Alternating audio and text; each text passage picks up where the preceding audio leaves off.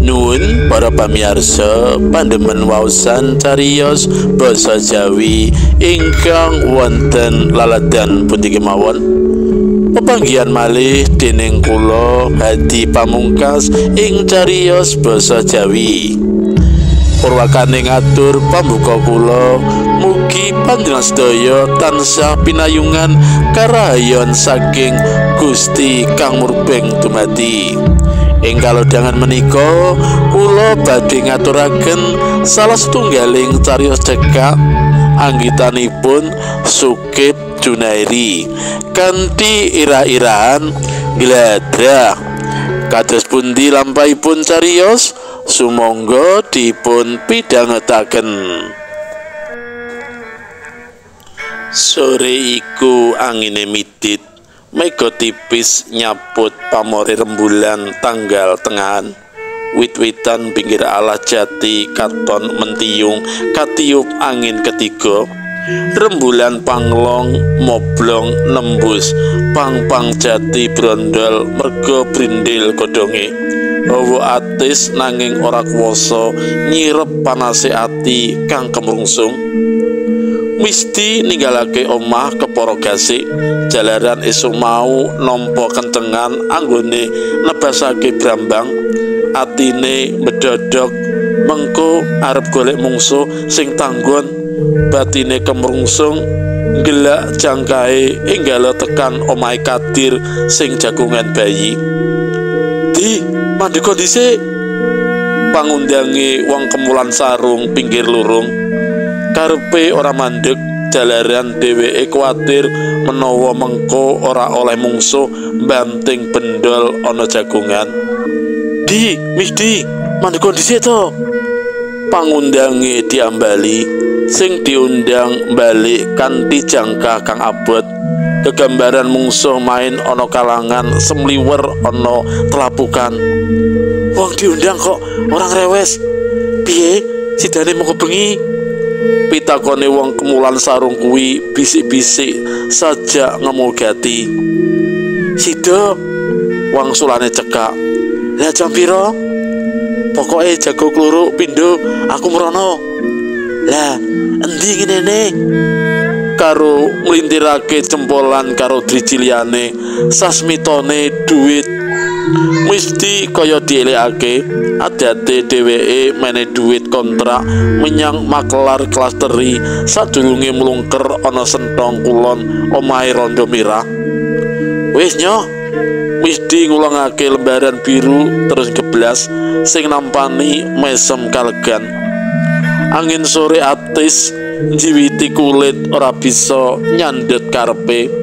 Lakune saurute dalan ngenam angen-angen dicocokake karo etungan main warisane Mbah Sawal. Titenono ya le nek dina pon neptune 7 wage 4 kliwon 8 paing 9 lan legi 5. Semono uga nek Senen 4 Selasa 3 Rebo 7 sak piturute. Mangkono wejangane Mbah Sawal dukun amatir sing kondang ana wewengkon alas jaten kono. Sabanjure nak wis arep main dinane kudu eling neptu dina lan pasaran dijumplah. Nek wis ketemu diitungi wiwit saka lungguhe pasaran. Nggih Mbah, wangsulane mesti kebak kawigaten. Kliwon iku lungguhe ana tengah, legi etan, paling kidul, pon kulon lan wage lor. Upama kowe main dina Selasa wage, kamangka Selasa neptune 3 lan wage neptune 4, gunggung kepruk ana 7, wage lungguhe ana dina lor, kowe kudu ngitung saka lor, terus tengah, etan, kidul, kulon, balik saka lor maneh nganti hitungan ping 7. Mesti bisane mung nggangge karo ngematake wejangane Mbah Sawal. Entek-entekane ana tengah, nek ngene iki sing main bejo-bejan, nek pancen rezekimu mesti menang. Nggih Mbah, lah nek mengke hitungane tiba etan mesti nyelotakon. kowe kudu manggon etan, aja nganti lungguh ana liyane. Nek ora lungguh ana dina iku aluwung aja main. Mbah Sawal nandesake kaya-kaya itungan iku mesti cespleng. Dasar mesti wis kepranjingan kartu bendol, prasasat mawa bathok nyelomot kasur, dadi mubal-mubal anggone banting kartu. Wiwitane mung kanggo tegah melek tinimbang turu sore, suwe-suwe tuman krasan nganti dadi panggautan. Wejangan tradisine wong Jawa wis mbalung sungsum tumrape misti. Mula sore iku mangkate kepara dhisik, kuwatir nek nganti kalah kaci anggone milih lungguh. Endahe swasana wengi padang rembulan bisa ndudut ati tumrape seniman.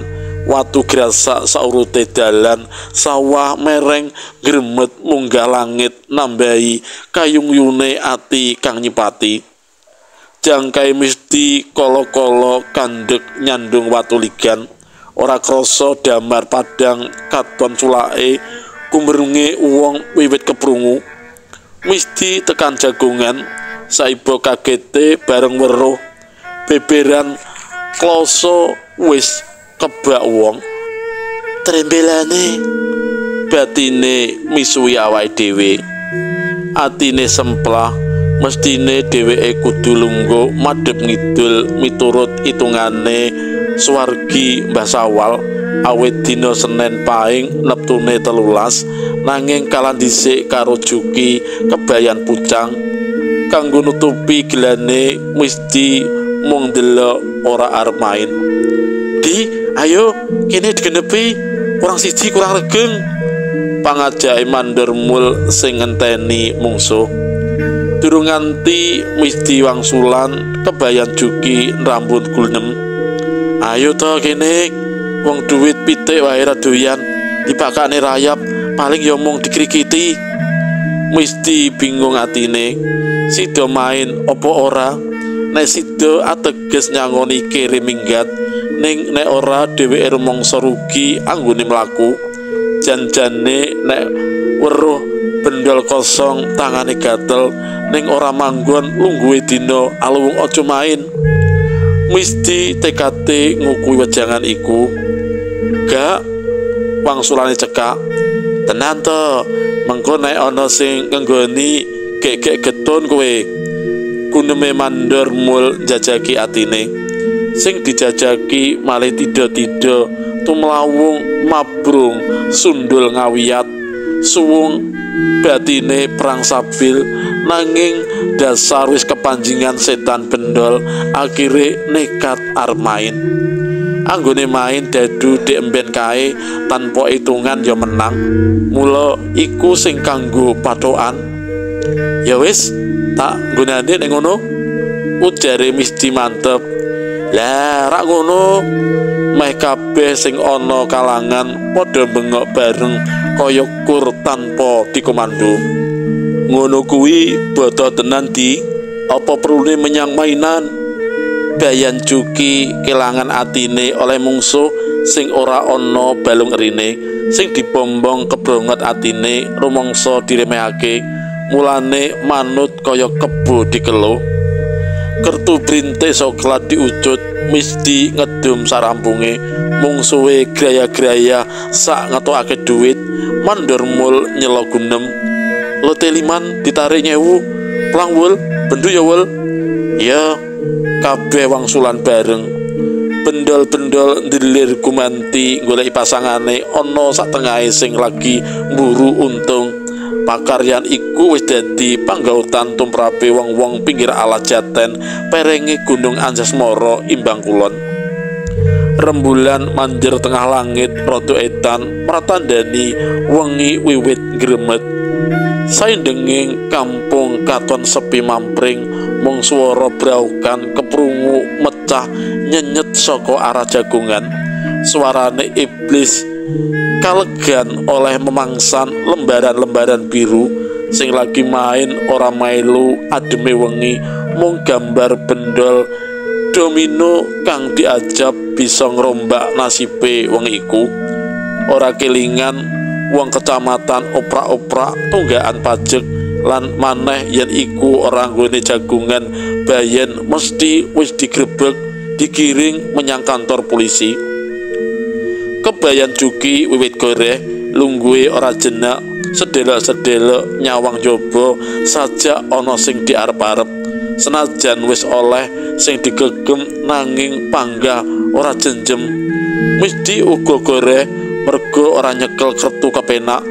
Beda maneh goreh wong kemul sarung calo kampung jomblangi sing ana duwite, jangkae arang antep, dadane gemeter, ambekane sesek, pratandani yen lagi gembol sesanggeman wigati. Lakune mandeg mangu malang tumoleh ditoto atine mlebu jagongan.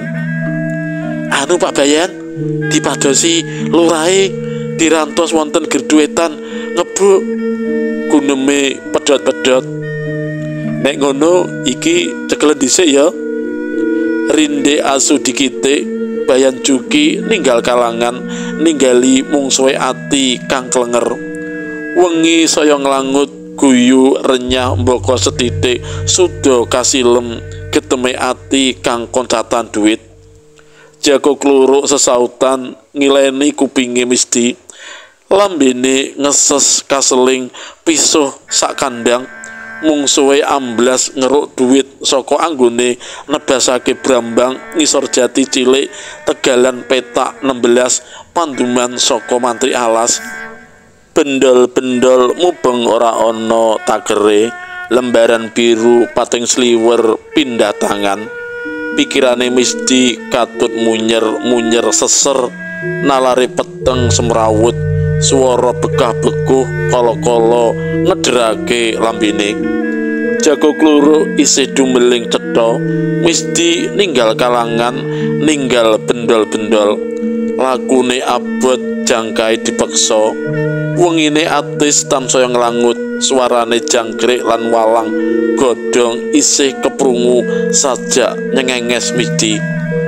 Godhong garing kumleyang arang kaseling kumledhoke jangleng jati nibani alang-alang garing kang ngenteni udan salamangsa. Lakune diselak ngarah omahe Mirah. Tekan panggonan sing dituju mak cegagik lakune kandhek, keprungu suarane wong gumremeng, jangkae dialonake arah sentong kulon omahe Mirah sajak nyimpen wadi. Misdi njur nyedak. Iki lho kesaguanku wingi. Kok kata Pak? Suara wadon mecah sepine wengi. Misdi mepetake kupinge ing cedhak gedhek. Mir, wengi iki aku rumangsa lega anggonmu ngladeni aku ora ngujiwani. Suara lanang kebak pengalem sing dialem rumangsa oleh angin, mulane anggone semaur semu ngantang. Tanduk menapa Pak? Karo tangane nyiwel pupu sing diciwel pringisan ora dirasa krana lambe ayu pamer esem kang bisa ngremuk balung lanang. Ora ngerti yen ana njaba gedhek ana kuping loro mendem kesumat anggone gojek dituwuk-tuwukake. Iki mau duit saka Kebayan Juki anggone menang main kartu karo Misdi. Kuneme ora diterusake. Sing disebut jenenge gragapan, kringete nelesi awak, dikuatake dadane muga-muga ora bengkak. Misdi kira boto empuk ora ngerti dipaeka. Lah kok saged? Wong di jero papat ora ngerti, cawingi sore kok akal-akal main sida dadi emput. Yen ngoten, pitakone Mirah ora diterusake. Lampune dipateni mana ya? Semaure swara lanang ora melu arai rembug. Edan, sing gerang edan, sing enom edan, lanang wedok kabeh edan. Batine Misdi miso-miso. Pet lampu mati bebarengan swara brak gedhek didugang saka njaba. Cep klakep swara setan cekikian ora keprungu maneh. Misdi ninggalake gedhek senthong kulon omahe Mirah. Wengine saya wengi, ademe mundhak adem, mung atine Misdi kang tambah panas. Cudel.